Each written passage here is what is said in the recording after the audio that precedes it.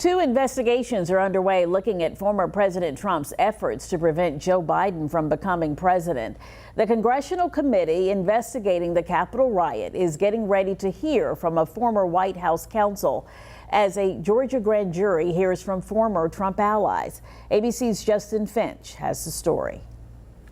After several public and private appeals and negotiations, sources tell ABC News former White House counsel Pat Cipollone will provide videotape testimony before the January 6th committee this Friday. There are a lot of issues that committee members can get at regarding the former president's behavior in those critical hours and days around January 6th. Cassidy Hutchinson, an aide to Donald Trump's former chief of staff, Mark Meadows, was the star of the last hearing, testifying under oath that Cipollone told her not to allow Trump to go to the Capitol on January 6th. We're going to get charged with every crime imaginable if we make that movement happen. And in Fulton County, Georgia, an ongoing investigation into alleged attempts by former President Trump and his campaign to change the results of that state's 2020 election. A special grand jury issuing subpoenas to 6 former Trump campaign legal advisors and South Carolina Republican Senator Lindsey Graham. Graham reportedly held calls with Georgia's Secretary of State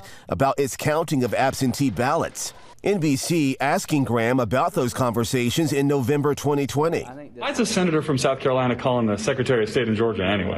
Because the future of the country hangs in the balance. Graham's attorneys say he's neither a subject nor a target of Georgia's criminal probe and plans to challenge his subpoena in court. That Georgia grand jury also said to be looking for more details about that tape call in which Trump is heard asking Georgia's Secretary of State to find enough votes to defeat Joe Biden. All I want to do is this. I just want to find 11,780 votes.